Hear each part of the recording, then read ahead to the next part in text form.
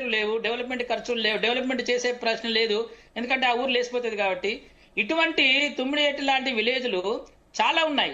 మల్లన్న సాగర్ లో అయితే వాళ్ళు దాదాపు 2 ఏళ్ళు అనుకుంటా, వాళ్ళు మొత్తము మేము ఇవ్వము అని చెప్పేసి వాళ్ళు స్ట్రైక్ చేశారు. ఒక ఆయన ఊరేసుకొని చచ్చిపోయాడు పాపం ఒక ఆయన అక్కడ.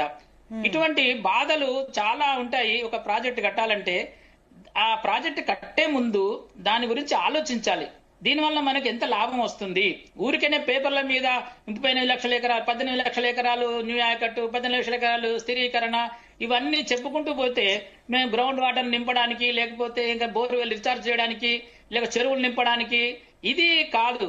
అంటే ఒకటి రమణ గారు, ఇప్పుడు మనకు ఒక చిన్న సందేహం ఏంటంటే కూడా, సరే మీరు అన్నట్లు చాలా మటుకు ప్రజల ధనం అంతా కూడా వృధా అయిందన్న అభిప్రాయంలో ప్రజలు ఉన్నారు, చాలా మంది ఉన్నారు. సరే ప్రాజెక్ట్ ఏదేమైనప్పటికీ కట్టారు బానే ఉంది, ఇప్పుడు మళ్ళీ రిపేర్ వచ్చింది కాబట్టి ఇప్పుడు రిపేర్ చేస్తారా లేదా అన్న ఒక డౌట్ ఉంటే మరోపక్క అటు విచారణ జరుగుతుంది.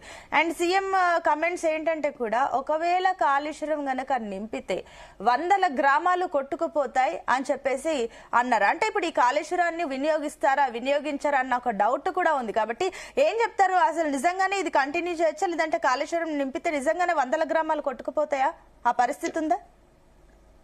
మేము ఒక రిప్రజెంటేషన్ తయారు చేశాము. మా ఎస్సీ గారు, రిటైర్డ్ ఎస్సీ గారు భీమే గారు, తర్వాత మా పుల్లారెడ్డి గారు, మేము హనుమంత్ రెడ్డి గారు చీఫ్ ఇంజనీర్ రిటైర్డ్, మేమంతా ఒక అసోసియేషన్ ఉంది మాది, association of retired Hyderabad engineers అని చెప్పేసి మేము ఒక రిప్రజెంటేషన్ తయారు చేశాము.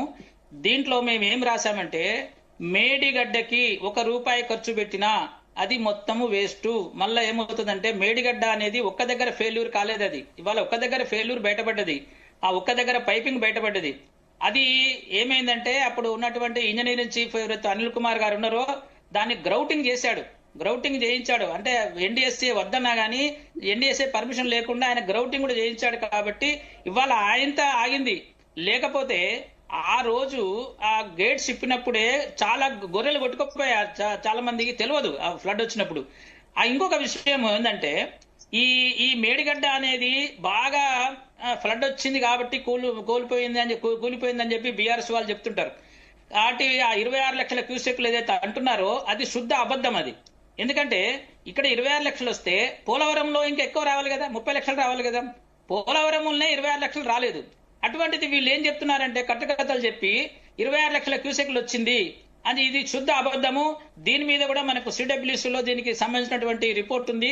ఆ ఫ్లడ్ ఏదైతే బాగా వచ్చింది అని చెప్పుకొని ఈ యొక్క అందువల్లనే ఇది బీటలు పడ్డది, లేకపోతే కింద బొంగలు పడ్డాయి అని చెప్పి చెప్పుకోవడం అవుతుందో. ఇంకొకటి, మేడిగడ్డ ఒకటే కాదు, కాళేశ్వరం అంటే మేడిగడ్డ ఒకటే కాదు, ఇవాళ మల్లన్న సాగర్ కూడా కాళేశ్వరమే, మిడిమానేరు కూడా కాళేశ్వరం. అంటే మిడిమానేరుని మనం వాడుకుంటున్నాం, కాళేశ్వరంలో పార్ట్ కాదు కానీ వాడుకుంటున్నాం దాన్ని. మిడిమానేరు కూడా ఒక రోజు నీళ్లు నింపారు, ఇవాళ కూడా సగం నీళ్ళే నింపింది మిడిమానేరు. ఒకవేళ ఫుల్ నింపినట్టు అయితే ఖచ్చితంగా తెగుతుంది. ఎందుకంటే నేను అది సజెషన్ చేయదలుచుకున్నాను, అది నింపొద్దు అని చెప్పేసి. మిడిమానేరు గాని మల్లన్న సాగర్ గాని ఇవాళ 15 టీఎంసీల వరకు ఏదో నింపుదాం అనుకుంటున్నారు. 50 టీఎంసీలు మల్లన్న సాగర్ నింపాలి. ఒకవేళ 50 సీఎం నింపినట్టయితే, మనం చూసాం కొండపోచమ్మలో మనము నింపినప్పుడు సగం నింపితేనే మొత్తము జాలువారి మొత్తం లీకేజ్ అయ్యి మొత్తం రోడ్లన్నీ కూడా వెట్టింగ్ డ్యాంప్నెస్ వచ్చేసి మొత్తం రోడ్లు. అదే ఒకవేళ ఫుల్ నింపినట్టు అవుతాయి, కొండపోచమ్మ నింపినా గానీ ఎర్రబెల్లి ఫామ్ హౌస్ కూడా ఉండదు. కేసీఆర్ ఫామ్ హౌస్ ను ముంచాలంటే ఖచ్చితంగా కొండపోచమ్మ నింపాలి. నింపినట్టు అయితే ఎఫెక్ట్ అది ఫస్ట్ కొండపోచమ్మ మనకు ఒకసారి జరిగింది. మనకు వెంకటాపూర్ అనే విలేజ్ ని ముంచేసింది కొండపోచమ్మ నీళ్లు. ఆ కాలువ తెగి ఆ రాత్రి అర్ధరాత్రి పాపం మంచాల మీద పడుకున్న వాళ్ళ దగ్గర నీళ్లు పోయినాయి.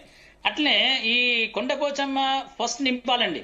నేను ఒకటే చెప్తున్నా, కొండపోచమ్మ నింపినట్టు అయితే కాళేశ్వరం యొక్క అక్యురసీ, కాళేశ్వరం ఎఫిషియన్సీ బయటపడుతుంది.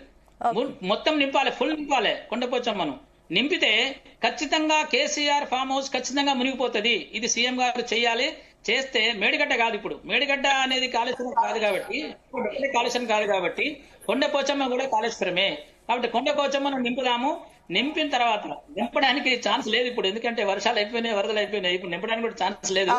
నింపడానికి కూడా ఒక టీఎంసీ నింపాలంటే 30 కోట్ల ఖర్చు అవుతుందండి. కొండపోచమ్మ ప్రాజెక్ట్ నింపాలంటే ఆ రిజర్వాయర్, అంటే రిజర్వాయర్ కాదు అది రిజర్వాయర్ అంటే మన చిన్న చిన్న తొట్లు ఉంటాయి కదా, చిన్న ఇది పెద్ద తొట్టి అన్నమాట.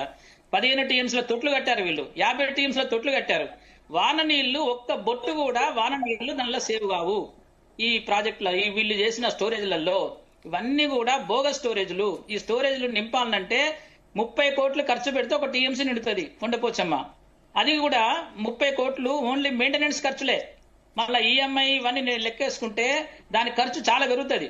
30 కోట్లు డబల్ అయిపోతుంది. అది ఒక టీఎంసీ నీళ్లను మనం ఏం చేయాలి? 30 కోట్లు రావాలంటే ఒక చిన్న బాటిల్ కంపెనీ పెట్టుకొని నీళ్లు మన కెళ్ళే వాటర్ సప్లై కదా మన గవర్నమెంట్ నడుపుతుంది కదా, బీర్ కంపెనీలు ఇప్పుడు బ్రీవరీస్ నడుపుతుంది కదా, అట్లా కూడా అట్లా చేస్తే గానీ 30 కోట్లు రావు. అంటే ప్రభుత్వం ఈ 30 కోట్లు మళ్ళీ సంపాదించాలంటే వాటర్ ను ఫిల్అప్ వాటర్ నింపి నీళ్లు బాటిల్ అమ్ముకోవాలి తప్ప 30 కోట్లు నిండవు. రైతులకేం ప్రయోజనం లేదు. ఓకే, మళ్ళీ వస్తానండి. ఎస్, అదేవిధంగా బీజేపీ నుంచి శంకరుల రవికుమార్ గారు జాయిన్ అయ్యారు. రవికుమార్ గారు గుడ్ మార్నింగ్. ఎస్ రవికుమార్ గారు ఏం చెప్తారు? సో మన దగ్గర రిటైర్డ్ ఇరిగేషన్ ఎక్స్పర్ట్ రమణ గారు చెప్పిన మాటలను మీరు వినడం జరిగింది, అండ్ రమేష్ గారు కూడా ఈ విషయాన్ని గురించి మాట్లాడారు. సో ఏంటి రేపు అసెంబ్లీలో కాళేశ్వరం సంబంధించి మాట్లాడతాం, చర్చిస్తాం, చర్చించిన తర్వాతనే చర్యలు తీసుకుంటామని కూడా చెప్తున్నారు.